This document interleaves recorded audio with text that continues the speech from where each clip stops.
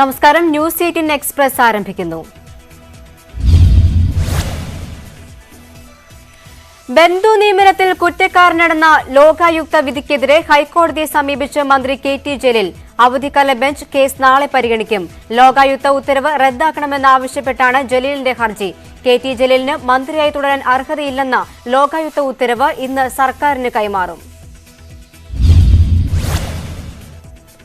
മന്ത്രി കെ.ടി. ജലീലിനെ മുഖ്യമന്ത്രി സംരക്ഷിക്കുന്നത് എന്ത് ധാർമ്മികതയെന്ന് പ്രതിപക്ഷ നേതാവ് രമേശ് ചെന്നിത്തല. ഏത് അഴിമതിയെയും സംരക്ഷിക്കുന്ന അഴിമതിക്കാരനാണ് പിണറായി വിജയൻ. ലോകായുക്ത നിയമം പാസാക്കിയത് നായനാരുടെ കാലത്താണ്. പിണറായിയുടെ നായനാരുടെ ആത്മാവ് പോലും പൊറുക്കില്ലെന്നും രമേശ് ചെന്നിത്തല. സെക്രട്ടേറിയറ്റിലേക്ക് മാർച്ച് നടത്തി യൂത്ത് കോൺഗ്രസ്. ലോകായുക്ത കുറ്റക്കാരനെന്ന് വിധിച്ച മന്ത്രി കെ.ടി. ജലീൽ രാജിവെക്കണമെന്നാവശ്യപ്പെട്ടായിരുന്നു മാർച്ച്. മുസ്ലിം ലീഗ് നേതാവും എം.എൽ.എയുമായ കെ.എം. ഷാജിയുടെ വീടുകളിലെ വിജിലൻസ് റെയ്ഡ് 6 മണിക്കൂർ പിന്നിടുന്നു. കോഴിക്കോട്ടെയും കണ്ണൂരിലെയും വീടുകളിലാണ് റെയ്ഡ്. അനധികൃത സ്വത്ത് സമ്പാദന കേസിൽ കെ.എം. ഷാജിക്കെതിരെ വിജിലൻസ് കേസെടുത്തിരുന്നു. കണ്ണൂരിലെ ലീഗ് പ്രവർത്തകന്റെ കൊലപാതകത്തിൽ കൂടുതൽ ശാസ്ത്രീയ അന്വേഷണത്തിലേക്ക് ക്രൈംബ്രാഞ്ച്. കണ്ടെടുത്ത തെളിവുകളുടെ വിശദാംശങ്ങൾ പരിശോധിക്കും. സാക്ഷിമൊഴികളും അനുബന്ധ രേഖകളും പരിശോധിക്കുന്നത് തുടരുന്നു. മൻസൂർ വധക്കേസിലെ 3 പ്രതികൾ ഒളിവിൽ കഴിഞ്ഞത് കോഴിക്കോട് കണ്ണൂർ അതിർത്തി പ്രദേശമായ ചൊക്യാടെന്ന വിവരം. ദുരൂഹ സാഹചര്യത്തിൽ മരിച്ച രതീഷും 2 പേരും ചൊക്യാട് ഒരുമിച്ചുണ്ടായിരുന്നതായി പോലീസ് വ്യക്തമാക്കുന്നു. രതീഷും മറ്റ് 2 പ്രതികളും തമ്മിൽ വാക്കേറ്റമുണ്ടായതായും പോലീസിന് സംശയം. പാനൂർ മൻസൂർ വധക്കേസിലെ 2ാം പ്രതി രതീഷിനെ മറ്റു പ്രതികൾ തന്നെ കൊലപ്പെടുത്തിയതാകാമെന്ന് കോൺഗ്രസ് നേതാവ് കെ സുധാകരൻ. ഒളിവിൽ താമസിക്കുന്ന സ്ഥലത്ത് പ്രതികൾ തമ്മിൽ തർക്കമുണ്ടായി. മർദ്ദനത്തിൽ ബോധം പോയ രതീഷിനെ പ്രതികൾ തന്നെ തൂക്കിക്കൊലപ്പെടുത്തി. മൻസൂറിന്റെ കൊലപാതകത്തിൽ വൻ ഗൂഢാലോചന നടന്നതായും സുധാകരൻ ആരോപിച്ചു. മുസ്ലിം യൂത്ത് ലീഗ് കണ്ണൂർ കളക്ടറേറ്റിന് മുന്നിൽ പ്രതിഷേധ സംഗമം സംഘടിപ്പിച്ചു. പാനൂർ കൊലക്കേസിലെ മുഴുവൻ പ്രതികളെയും പിടികൂടണമെന്നാവശ്യപ്പെട്ടാണ് സമരം. നജീബ് കാന്തപുരം ഉദ്ഘാടനം ചെയ്തു. പാനൂർ കൊലക്കേസിൽ പ്രതിരോധത്തിന് LDF സമാധാന സന്ദേശയാത്ര നടത്തും. കടവത്തൂരിൽ CPM ജില്ലാ സെക്രട്ടറി MV ജയരാജൻ ഉദ്ഘാടനം ചെയ്യും. മുക്കിൽ പീടികയിൽ നടക്കുന്ന യോഗത്തിൽ P ജയരാജൻ പങ്കെടുക്കും. സംസ്ഥാനത്ത് കോവിഡ് വ്യാപനം കൂടുന്നുവെന്ന് ആരോഗ്യമന്ത്രി കെ ശൈലജ. പഞ്ചായത്ത് തല പ്രതിരോധം ശക്തമാക്കും. ക്വാറന്റീൻ ഉറപ്പാക്കുമെന്നും മന്ത്രി പറഞ്ഞു. സംസ്ഥാനത്ത് കൂടുതൽ നിയന്ത്രണങ്ങൾ ഏർപ്പെടുത്തുന്നതിൽ ഇന്ന് തീരുമാനം. വൈകിട്ട് ചീഫ് സെക്രട്ടറിയുടെ നേതൃത്വത്തിൽ ഉന്നതതല യോഗം ചേരും. കളക്ടർമാരും DMOമാരും യോഗത്തിൽ പങ്കെടുക്കും. സംസ്ഥാനത്തെ വാക്സിൻ ക്ഷാമം പരിഹരിക്കാൻ താൽക്കാലിക ക്രമീകരണം ഏർപ്പെടുത്തും. തിരുവനന്തപുരത്ത് 60,000 ഡോസ് വാക്സിൻ ഇന്നെത്തിക്കും. കൂടുതൽ വാക്സിൻ സ്റ്റോക്കുള്ള ജില്ലകളിൽ നിന്ന് ക്ഷാമം നേരിടുന്ന ജില്ലകളിൽ എത്തിക്കാനാകും എന്നാണ് ധാരണ. കോവിഡ് കോൺടാക്ട് ട്രേസിംഗ്, ക്വാറന്റീൻ എന്നിവ ശക്തമാക്കാനും റാപ്പിഡ് റെസ്പോൺസ് ടീം യോഗത്തിൽ തീരുമാനം. കോവിഡ് മെഗാ വാക്സിനേഷൻ സംസ്ഥാനത്ത് തുടരുന്നു. ആദ്യ ദിനം വാക്സിൻ എടുത്തത് 62,000-ലധികം പേർ. ഇന്നും വാക്സിൻ വിതരണ കേന്ദ്രങ്ങളിൽ വൻ പങ്കാളിത്തം. ആശങ്കയുയർത്തി കോഴിക്കോട് ജില്ലയിൽ കോവിഡ് രോഗികളുടെ എണ്ണം കുത്തനെ ഉയരുന്നു. ഇന്നലെ മാത്രം രോഗം ബാധിച്ചവരുടെ എണ്ണം 1271. ജില്ലയിൽ നിയന്ത്രണങ്ങൾ കടുപ്പിച്ചു. 6 പഞ്ചായത്തുകളിൽ കണ്ടെയ്ൻമെന്റ് സോണുകളാക്കി. കോവിഡ് വ്യാപന പശ്ചാത്തലത്തിൽ തൃശൂർ പൂരം നടത്തിപ്പിൽ മാർഗനിർദ്ദേശവുമായി സർക്കാർ. കുടമാറ്റം 1 മണിക്കൂറായി കുറയ്ക്കും. പൂരം ചടങ്ങുകളിൽ മാറ്റമുണ്ടാകില്ല. 10 വയസ്സിൽ താഴെ പ്രായമുള്ള കുട്ടികൾക്കും പ്രായമായവർക്കും പ്രവേശനം അനുവദിക്കില്ല. ഇലഞ്ഞിത്തറ മേളം കാണാൻ ആളുകളെ പ്രവേശിപ്പിക്കുന്നതിൽ നിയന്ത്രണമുണ്ടാകാനും സാധ്യത. ഇതു സംബന്ധിച്ച മാർഗനിർദ്ദേശം സർക്കാർ ഉടൻ പുറത്തിറക്കിയേക്കും. പരമാവധി ജനക്കൂട്ടം ഒഴിവാക്കാൻ നീക്കം. രാജ്യത്ത് കോവിഡ് വ്യാപനത്തിൽ വീണ്ടും റെക്കോർഡ്. 24 മണിക്കൂറിനുള്ളിൽ 1,68,000-ലധികം പേർക്ക് പുതിയതായി കോവിഡ് സ്ഥിരീകരിച്ചു. 24 മണിക്കൂറിനുള്ളിൽ 904 മരണങ്ങളാണ് ഉണ്ടായത്. ആകെ കോവിഡ് രോഗികളുടെ എണ്ണത്തിൽ ബ്രസീലിനെ മറികടന്ന് ഇന്ത്യ ലോകത്ത് 2ാം സ്ഥാനത്ത്. 1,35,00,000-ലധികം പേർക്കാണ് രാജ്യത്ത് ആകെ കോവിഡ് ബാധിച്ചത്. ബ്രസീലിൽ ഇത് 1,34,00,000-ആണ്. 3 കോടിയിലധികം രോഗബാധിതരുമായി അമേരിക്കയാണ് പട്ടികയിൽ ഒന്നാമത്. പ്രതിദിന കോവിഡ് നിരക്കിൽ ഇന്ത്യ ലോകത്ത് 1ാം സ്ഥാനത്താണ്. രാജ്യത്ത് 1,21,009 പേരാണ് നിലവിൽ കോവിഡ് ചികിത്സയിലുള്ളത്. രോഗം ഭേദമാകുന്നവരുടെ എണ്ണം കുറയുന്നതും ആശങ്ക വർദ്ധിപ്പിക്കുന്നു. ഇന്നലെ 75,086 പേർ രോഗമുക്തരായി. മെഗാ വാക്സിനേഷൻ ക്യാമ്പയിന്റെ ഭാഗമായി പ്രതിദിനം വാക്സിൻ സ്വീകരിക്കുന്നവരുടെ എണ്ണം 40 ലക്ഷമായി. 10,45 ലക്ഷത്തിലധികം പേരാണ് ഇതുവരെ വാക്സിൻ സ്വീകരിച്ചത്. സ്പുട്നിക് വാക്സിന് അനുമതി നൽകുന്നത് സംബന്ധിച്ച് വിദഗ്ധ സമിതി യോഗം ഉടൻ തീരുമാനമെടുക്കും. റെംഡെസിവിറിന്റെ കയറ്റുമതി ഇന്ത്യ നിരോധിച്ചു. കോവിഡ് രോഗികളുടെ ചികിത്സയ്ക്ക് ഉപയോഗിക്കുന്ന ആന്റിവൈറൽ മരുന്നാണ് റെംഡെസിവിർ. കോവിഡ് നിയന്ത്രണ വിധേയമാകുന്നതുവരെ റെംഡെസിവിർ ഇഞ്ചക്ഷൻ അടക്കം കയറ്റുമതി ചെയ്യില്ലെന്ന് സർക്കാർ. മഹാരാഷ്ട്രയിൽ ഒറ്റ ദിവസം രോഗികളുടെ എണ്ണം 60,000 കടന്നു. ഉത്തർപ്രദേശിൽ 15,000 കടന്നു. ഡൽഹി, ഛത്തീസ്ഗഡ്, കർണാടക സംസ്ഥാനങ്ങളിലും 10,000-ന് മുകളിലാണ് പ്രതിദിന കണക്ക്. മഹാരാഷ്ട്രയ്ക്കും ഛത്തീസ്ഗഡിനും പഞ്ചാബിനും ജാഗ്രതാ നിർദ്ദേശവുമായി കേന്ദ്ര സർക്കാർ. കോവിഡ് ഏറ്റവും രൂക്ഷമായി പടരുന്ന 50 ജില്ലകളിൽ ഒരു നിയന്ത്രണവും ജനങ്ങൾ പാലിക്കുന്നില്ല. ഇവിടങ്ങളിൽ ശക്തമായ നടപടികൾ സ്വീകരിക്കണമെന്നും കേന്ദ്ര സർക്കാർ. കേന്ദ്രമന്ത്രി സഞ്ജീവ് ബലാന് കോവിഡ് സ്ഥിരീകരിച്ചു. അദ്ദേഹം തന്നെയാണ് ട്വിറ്ററിലൂടെ ഇക്കാര്യം അറിയിച്ചത്. ബംഗാൾ തെരഞ്ഞെടുപ്പിനിടെ ലക്ഷണങ്ങൾ കണ്ടതിനാലാണ് പരിശോധനയ്ക്ക് വിധേയനായത്. സുപ്രീം കോടതിയിലെ പകുതിയിലധികം ജീവനക്കാർക്കും കോവിഡ് സ്ഥിരീകരിച്ചു. ജഡ്ജിമാർ വീടുകളിലിരുന്ന് വീഡിയോ കോൺഫറൻസ് വഴി കേസുകൾ പരിഗണിക്കുന്നു. സുപ്രീം കോടതിയും പരിസരവും അണുവിമുക്തമാക്കി. കോടതി നടപടികൾ ഇന്ന് തുടങ്ങിയത് 1 മണിക്കൂർ വൈകി. കോവിഡ് ആശുപത്രികളിൽ എന്തുകൊണ്ട് റെംഡെസിവിർ കുത്തിവയ്പ് ആവശ്യത്തിനില്ലെന്ന് ഗുജറാത്ത് ഹൈക്കോടതി. പരിശോധന വേഗത്തിലാക്കണം. കോവിഡ് സ്ഥിതിയിൽ സ്വമേധയായി എടുത്ത കേസ് പരിഗണിക്കുകയായിരുന്നു കോടതി. കോവിഡ് വ്യാപന ഭീതിയിൽ ഓഹരി വിപണിയിൽ വൻ വിറ്റൊഴിക്കൽ. രോഗബാധിതരുടെ എണ്ണം ദിവസം 1.5 ലക്ഷം കടന്നെന്ന റിപ്പോർട്ടുകൾക്ക് പിന്നാലെ സെൻസെക്സിൽ ആദ്യ മണിക്കൂറിൽ 1,700 പോയിന്റാണ് ഇടിഞ്ഞത്. നിഫ്റ്റിയിൽ 345 പോയിന്റും ഇടിഞ്ഞു. വിദേശ നിക്ഷേപകർ കൂട്ടമായി പിന്മാറുന്നതാണ് കാരണം. മഹാരാഷ്ട്രയിൽ ലോക്ഡൌൺ പ്രഖ്യാപിക്കുന്നതിൽ ഇന്ന് തീരുമാനം. മുഖ്യമന്ത്രി ഉദ്ധവ് താക്കറെ ഉന്നത ഉദ്യോഗസ്ഥരുമായും ആരോഗ്യ വിദഗ്ധരുമായും വ്യാപാരികളുമായും കൂടിക്കാഴ്ച നടത്തിയ ശേഷമാകും തീരുമാനം. വിഷയത്തിൽ ബുധനാഴ്ച പ്രത്യേക മന്ത്രിസഭാ യോഗവും ചേർന്നേക്കും. ഏപ്രിൽ 14-ന് ശേഷം ലോക്ഡൌൺ നടപ്പാക്കുന്നതാണ് പരിഗണിക്കുന്നത്. ലോക്ഡൌൺ അല്ലാതെ മറ്റു മാർഗങ്ങളില്ലെന്ന് മഹാരാഷ്ട്രയിലെ ഭരണകക്ഷി ശിവസേന. ഉദ്ധവ് താക്കറെ നിർണായക യോഗങ്ങളിലേക്ക് കടക്കുന്നതിന് മുൻപെയാണ് ശിവസേന മുഖപത്രം സാപ്നിയുടെ അഭിപ്രായ പ്രകടനം. ആവശ്യത്തിന് വാക്സിൻ നൽകാത്ത കേന്ദ്ര സർക്കാരിന് സാപ്നിയുടെ വിമർശനം. മുംബൈയിലെ സ്വകാര്യ ആശുപത്രികളിൽ നിർത്തിവെച്ച വാക്സിൻ വിതരണം പുനരാരംഭിച്ചു. 71-ൽ 62 ആശുപത്രികളിലാണ് വിതരണം പുനരാരംഭിച്ചത്. വാക്സിൻ ക്ഷാമത്തെ തുടർന്നാണ് വിതരണം നിർത്തിവെച്ചത്. മഹാരാഷ്ട്രയിൽ മരുന്നുകളുടെയും ബെഡുകളുടെയും ഓക്സിജന്റെയും ദൌർലഭ്യമെന്ന് റിപ്പോർട്ട്. ഇത് പരിഹരിക്കാൻ സർക്കാരിന്റെ തിരക്കിട്ട നീക്കങ്ങൾ. ലോക്ഡൌൺ പ്രഖ്യാപിക്കുകയാണെങ്കിൽ ജനങ്ങൾക്കായി പ്രത്യേക പാക്കേജ് ലഭ്യമാക്കണമെന്ന് പ്രതിപക്ഷം. ഓക്സിജൻ തീർന്നതിനാൽ 30 രോഗികളെ അടുത്ത ആശുപത്രിയിലേക്ക് മാറ്റി താനെയിലെ കോവിഡ് ആശുപത്രി. പുതിയ രോഗികളെ ആശുപത്രിയിൽ പ്രവേശിപ്പിക്കുന്നതും നിർത്തിവെച്ചു. ഇന്ന് തന്നെ ആശുപത്രിയിൽ ഓക്സിജൻ എത്തിക്കുമെന്ന് താനെ മുനിസിപ്പൽ കോർപ്പറേഷൻ. മുംബൈയിൽ ലോക്ഡൌൺ വരുമെന്ന സൂചനയെ തുടർന്ന് അതിഥി തൊഴിലാളികളുടെ പലായനം ശക്തമായി. ഭൂരിപക്ഷം പേരും മുംബൈയിൽ നിന്ന് മധ്യപ്രദേശ് വഴിയാണ് നീങ്ങുന്നത്. സ്ഥിതി മെച്ചപ്പെട്ടാൽ മുംബൈയിൽ തിരിച്ചെത്തുമെന്നും അതിഥി തൊഴിലാളികൾ.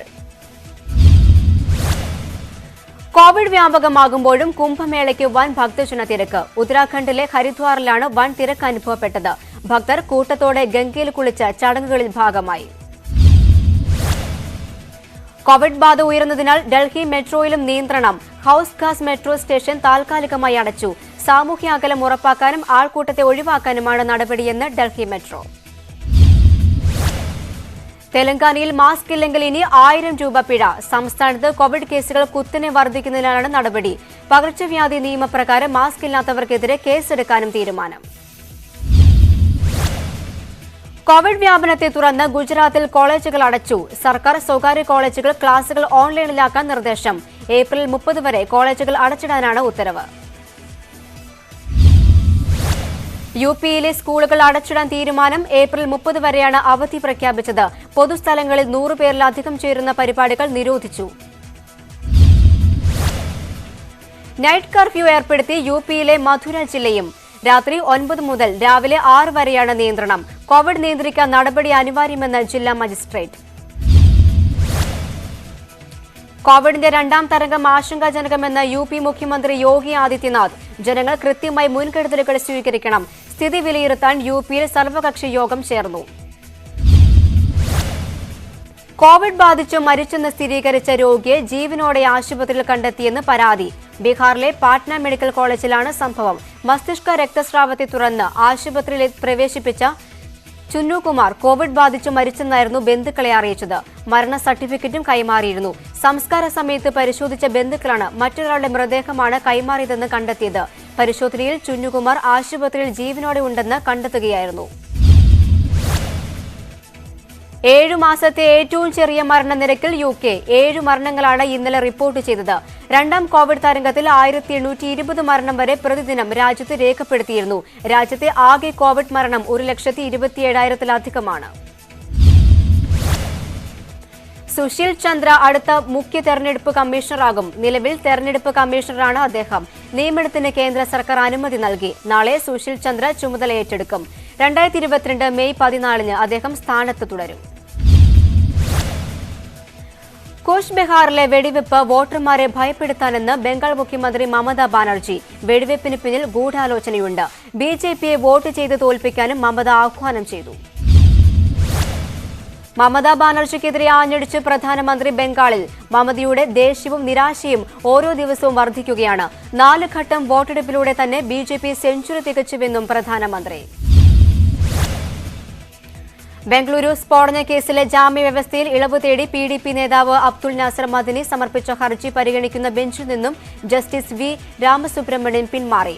അഭിഭാഷകനായിരിക്കെ മദനിക്ക് വേണ്ടി ഹാജരായതിനാലാണ് പിന്മാറ്റം. ചീഫ് ജസ്റ്റിസ് SA ബോബ്ഡെ അധ്യക്ഷനായ ബെഞ്ചിൽ നിന്നാണ് ജസ്റ്റിസ് V രാമസുബ്രഹ്മണ്യൻ പിന്മാറിയത്.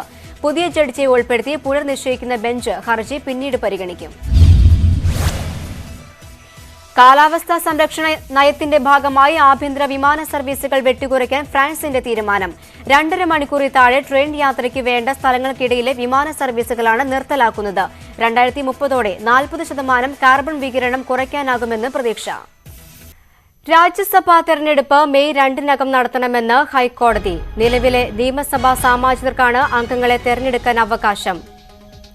വിവരങ്ങളുമായി MS അനീഷ് കുമാർ ചേരുകയാണ്. അനീഷ്, എന്താണ് വിവരങ്ങൾ? എന്തായാലും ഇക്കാര്യത്തിൽ വലിയൊരു തീരുമാനമാണ് ഹൈക്കോടതിയുടെ ഭാഗത്തുനിന്നും ഉണ്ടായിരിക്കുന്നത്. നേരത്തെ ഏപ്രിൽ മാസം നടത്താൻ നിശ്ചയിച്ചിരുന്ന തെരഞ്ഞെടുപ്പ് കമ്മീഷൻ മാറ്റുകയായിരുന്നു. കേന്ദ്ര സർക്കാരിന്റെ നിയമ മന്ത്രാലയത്തിന്റെ ഒരു ശുപാർശയുടെ അടിസ്ഥാനത്തിലാണ് തെരഞ്ഞെടുപ്പ് മാറ്റിവെച്ചത്. ഇതിനെതിരെ നിയമസഭാ സെക്രട്ടറിയും CPM നേതാവായ S ശർമ്മയുമാണ് ഹൈക്കോടതിയെ സമീപിച്ചിരുന്നത്. ഇതിലാണ് സുപ്രധാനമായ ഉത്തരവുണ്ടായിരിക്കുന്നത്. മെയ് 2-നകം രാജ്യസഭാ തെരഞ്ഞെടുപ്പ് നടത്തണം എന്ന ഉത്തരവാണ് ഇപ്പോൾ ഹൈക്കോടതി പുറപ്പെടുവിച്ചിരിക്കുന്നത്.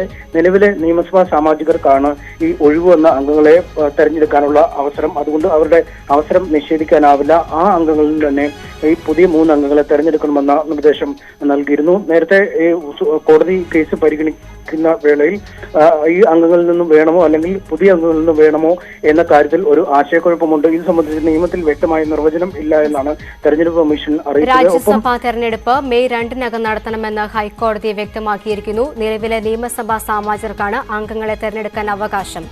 വിവരങ്ങളാണ് MS അനീഷ് നൽകിയത്.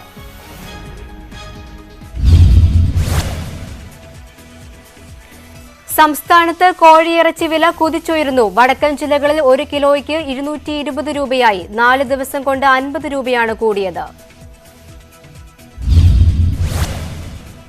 തമിഴ്നാട്ടിൽ നിന്നുള്ള കോഴിയുടെ വില വർദ്ധിച്ചതാണ് പ്രതിസന്ധിക്ക് കാരണമെന്ന് വ്യാപാരികൾ.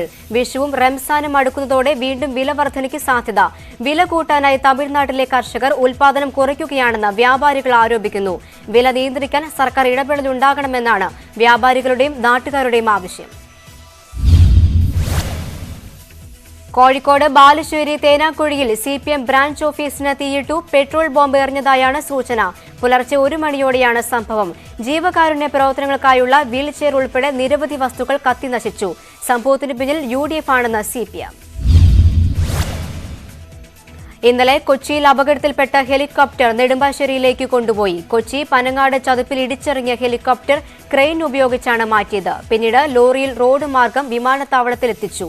ഡൽഹിയിൽ നിന്നെത്തിയ സാങ്കേതിക വിദഗ്ധരുടെ മേൽനോട്ടത്തിലായിരുന്നു നടപടികൾ. തുടർ ചികിത്സയ്ക്കായി യൂസഫ് അലിയും കുടുംബവും വിദേശത്തേക്ക്. അബുദാബി രാജകുടുംബം അയച്ച വിമാനത്തിൽ ഇന്ന് പുലർച്ചെയാണ് കുടുംബം UAE-യിലേക്ക് പോയത്. പള്ളിപ്പുറം സ്വർണ്ണ കവർച്ചയുമായി ബന്ധപ്പെട്ട് പ്രതികളുടെ രേഖാചിത്രം പുറത്തുവിട്ടു. വെള്ളിയാഴ്ച രാത്രി 8 മണിയോടെയാണ് പള്ളിപ്പുറത്ത് ജ്വല്ലറി ഉടമയെ തടഞ്ഞു നിർത്തി ആക്രമിച്ച് സ്വർണം കവർന്നത്. കേരള ഗവർണർ ആരിഫ് മുഹമ്മദ് ഖാൻ ശബരിമല ദർശനം നടത്തി. ഇരുമുടി കെട്ടുമേന്തി മല ചവിട്ടിയാണ് ഗവർണർ അയ്യപ്പ ദർശനത്തിന് എത്തിയത്. വലിയ നടപ്പന്തലിന് മുന്നിൽ Devaswom board president advocate N. വാസുവിന്റെ നേതൃത്വത്തിൽ ഗവർണറെ സ്വീകരിച്ചു. ഗവർണർക്കൊപ്പം ഇളയ മകൻ കബീർ മുഹമ്മദ് ഖാനും ദർശനത്തിനായി എത്തി. പുനലൂരിൽ 52-കാരനെ വീട് കയറി ആക്രമിച്ചു കൊലപ്പെടുത്തി. വിളക്കുവെട്ടം 12 ഏക്കറിൽ സുരേഷ് ബാബുവാണ് മരിച്ചത്. വാഹന പാർക്കിംഗുമായി ബന്ധപ്പെട്ടുണ്ടായ തർക്കത്തിൽ ഇയാളെ ഒരു സംഘം ആളുകൾ വീട് കയറി ആക്രമിച്ചെന്നാണ് കുടുംബം പറയുന്നത്. സംഭവവുമായി ബന്ധപ്പെട്ട് മോഹനൻ, സുനിൽ എന്നിവരെ പോലീസ് കസ്റ്റഡിയിലെടുത്തു. ആലപ്പുഴയിൽ ഗുണ്ടാ നേതാവിനെ വീട്ടിൽ കയറി കൊലപ്പെടുത്തി. 2 കൊലപാതകം ഉൾപ്പെടെ 25-ലേറെ കേസുകളിൽ പ്രതിയായ പുന്നമട അഭിലാഷാണ് കൊല്ലപ്പെട്ടത്.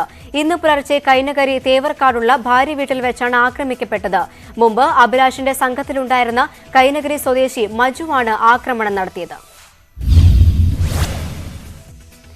മുൻ മന്ത്രിയും കേരള കോൺഗ്രസ് നേതാവുമായ KJ ചാക്കോ അന്തരിച്ചു. 91 വയസ്സായിരുന്നു. വാർദ്ധക്യ സഹജമായ അസുഖങ്ങളെ തുടർന്ന് ചികിത്സയിലായിരുന്നു. 1965, 70, 77 കാലഘട്ടത്തിൽ ചങ്ങനാശ്ശേരിയിൽ നിന്നും 3 തവണ നിയമസഭാംഗമായി. CH മുഹമ്മദ് കോയ മന്ത്രിസഭയിൽ റവന്യൂ വകുപ്പ് കൈകാര്യം ചെയ്തിട്ടുണ്ട്. സംസ്കാരം ബുധനാഴ്ച. വാളയാർ പെൺകുട്ടികളുടെ അമ്മയ്ക്കെതിരെ ഫേസ്ബുക്ക് പോസ്റ്റിട്ട സംഭവത്തിൽ പ്രതിഷേധിച്ച് അഡ്വക്കേറ്റ് ഹരീഷ് വാസുദേവന്റെ ഓഫീസിലേക്ക് പ്രതിഷേധ മാർച്ച്. വിവിധ ദളിത് സംഘടനകളുടെ നേതൃത്വത്തിൽ വാളയാർ പെൺകുട്ടികളുടെ അമ്മ പങ്കെടുത്ത പ്രതിഷേധ മാർച്ച് ഓഫീസിന് മുന്നിൽ പോലീസ് തടഞ്ഞു. ഫേസ്ബുക്ക് പോസ്റ്റ് ഗൂഢാലോചനയുടെ ഭാഗമാണെന്നും നിയമപരമായി നേരിടുമെന്നും വാളയാർ പെൺകുട്ടികളുടെ അമ്മ പ്രതികരിച്ചു. മന്ത്രി AK ബാലന്റെ മലമ്പുഴയിലെ വോട്ട് കച്ചവട ആരോപണം അടിസ്ഥാനരഹിതമാണെന്ന് UDF സ്ഥാനാർത്ഥി SK അനന്തകൃഷ്ണൻ. ഇടതു സ്ഥാനാർത്ഥിക്ക് CPM-ന്റെ പിന്തുണയാണ് ലഭിക്കാതിരുന്നത് എന്നും SK അനന്തകൃഷ്ണൻ പറഞ്ഞു. ഇന്ത്യയെ ഹിന്ദു രാഷ്ട്രമാക്കി മാറ്റണമെന്ന് PC ജോർജ്. ലവ് ജിഹാദ് ഉൾപ്പെടെയുള്ള വർഗീയ ഇടപെടലുകൾ തടയാൻ രാജ്യത്തെ ഹിന്ദു രാഷ്ട്രമാക്കി മാറ്റുകയാണ് ഏക വഴി. തീവ്രവാദം തടയാനും ഇന്ത്യയെ ഹിന്ദു രാഷ്ട്രമായി പ്രഖ്യാപിക്കണമെന്നും ജോർജ് തൊടുപുഴയിൽ. ഇടതു വലതു മുന്നണികൾ തീവ്രവാദികളുമായി ചേർന്ന് 2030ഓടെ ഇന്ത്യയെ ഇസ്ലാമിക രാജ്യമാക്കി മാറ്റാൻ ശ്രമിക്കുകയാണെന്നും ജോർജ്. നോട്ട് നിരോധനം കാരണമാണ് ഇത് നടക്കാത്തത്. ഇന്ത്യയിൽ ലവ് ജിഹാദ് ഇല്ലെന്ന് സുപ്രീംകോടതി നിരീക്ഷണം തെറ്റാണെന്നും ജോർജ്. സമ്മേളനങ്ങൾ ആരംഭിക്കാനിരിക്കെ നേതൃമാറ്റ നീക്കത്തിനെതിരെ ശക്തമായ നിലപാടുമായി ആലപ്പുഴയിലെ മുതിർന്ന CPM നേതാക്കൾ. 55 വർഷത്തെ അനുഭവ പരിചയം ഒറ്റ ദിവസം കൊണ്ട് മാറ്റി നിർത്താൻ കഴിയില്ലെന്ന് G. സുധാകരൻ. മുതിർന്ന നേതാക്കളെ തെരഞ്ഞെടുപ്പിൽ മാറ്റി നിർത്തിയതിനെതിരെ പാർട്ടി സമ്മേളനങ്ങളിൽ ശക്തമായ മറുപടി നൽകാനും നീക്കം. പുനഃസംഘടന വീണ്ടും കോൺഗ്രസിൽ ചർച്ചയാകുന്നു. ചർച്ച പാർട്ടിയിൽ അഴിച്ചുപണി വേണമെന്ന് K. സുധാകരൻ തുറന്നടിച്ചതോടെ സുധാകരനെ അനുകൂലിച്ച് കൂടുതൽ നേതാക്കൾ രംഗത്തെത്തിയേക്കും. K. സുധാകരന്റെ നീക്കങ്ങൾ മുല്ലപ്പള്ളി രാമചന്ദ്രന്റെ ലക്ഷ്യം വെച്ച്. കൊച്ചിയിലെ ആഡംബര ഹോട്ടലുകളിലെ റെയ്ഡിന് പിന്നാലെ നഗരത്തിലേക്കുള്ള മയക്കുമരുന്ന് ഒഴുക്കിന്റെ ഉറവിടം അന്വേഷിച്ച് നാർക്കോട്ടിക് കൺട്രോൾ ബ്യൂറോ. കൊച്ചി മയക്കുമരുന്ന് കേന്ദ്രമായത് ബംഗളൂരുവിൽ പരിശോധന കർശനമാക്കിയതോടെ വിദേശത്തു നിന്നും നഗരത്തിലേക്ക് ലഹരിയുടെ ഒഴുക്കുണ്ടോയെന്നും പരിശോധിക്കുന്നു. കണ്ണൂരിൽ വനിതാ ബാങ്ക് മാനേജർ ആത്മഹത്യ ചെയ്യാനിടയായ സംഭവത്തിൽ ബാങ്ക് തല അന്വേഷണം വേണമെന്ന് ജീവനക്കാരുടെ സംഘടനകൾ. വർദ്ധിച്ചുവരുന്ന ജോലി സമ്മർദ്ദം താങ്ങാതെയാണ് ആത്മഹത്യ. ജീവനക്കാരുടെ മാനസിക സംഘർഷം വർദ്ധിപ്പിക്കുന്ന മാനേജ്മെന്റ് നയങ്ങൾക്കെതിരെ ഇന്ന് ജീവനക്കാരുടെ പ്രതിഷേധ ദിനം. കണ്ണൂരിൽ ബാങ്ക് ഉദ്യോഗസ്ഥ ആത്മഹത്യ ചെയ്ത സംഭവത്തിൽ കേന്ദ്ര ധനകാര്യമന്ത്രി നിർമ്മല സീതാരാമന് ബിനോയ് വിശ്വം MP കത്തെഴുതി. വിശ്രമമില്ലാത്ത ജോലിഭാരമാണ് ആത്മഹത്യയിലേക്ക് നയിച്ചത്. രാജ്യത്ത് നിരവധി ബാങ്ക് ജീവനക്കാർ ഇത്തരത്തിൽ ആത്മഹത്യ ചെയ്തിട്ടുണ്ടെന്നും അതിനാൽ തന്നെ ജോലിഭാരം കുറയ്ക്കാൻ നടപടി സ്വീകരിക്കണമെന്നും ബിനോയ് വിശ്വം. സംസ്ഥാനത്ത് റേഷൻ വിതരണം അവതാളത്തിലെന്ന പരാതി. വിഷുവിന് മുൻപായി കിറ്റ് വിതരണം പോലും പൂർത്തിയാകില്ലെന്ന് റേഷൻ വ്യാപാരികൾ. ഭക്ഷ്യസുരക്ഷ അട്ടിമറിക്കാനാണ് ഒരു വിഭാഗം ഉദ്യോഗസ്ഥർ ശ്രമിക്കുന്നതെന്നും all Kerala retail ration dealers association.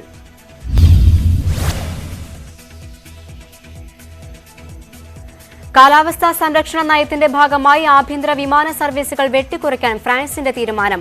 2.5 മണിക്കൂറിൽ താഴെ ട്രെയിൻ യാത്രയ്ക്ക് വേണ്ട സ്ഥലങ്ങൾക്കിടയിലെ വിമാന സർവീസുകളാണ് നിർത്തലാക്കുന്നത്. 2030ഓടെ 40% കാർബൺ വികിരണം കുറയ്ക്കാനാകുമെന്ന് പ്രതീക്ഷ. ജീപ്പ് കമാൻഡർ ഉടൻ വിപണിയിലെത്തും. S6 മോഡലിനാണ് കമാൻഡർ എന്ന പേര് നൽകുക. നിലവിലെ കോമ്പസ് മോഡലിൽ നിന്ന് ഏറെ മാറ്റത്തോടെയാകും പുതിയ മോഡൽ എത്തുക എന്ന് സൂചന.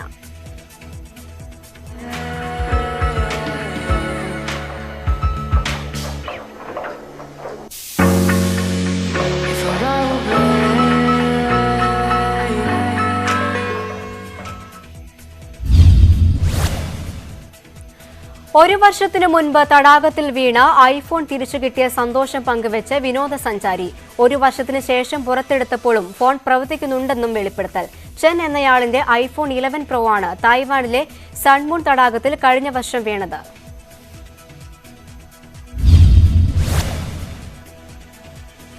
ന്യൂസ് 18 എക്സ്പ്രസ് പൂർണ്ണമാവുകയാണ്. നമസ്കാരം.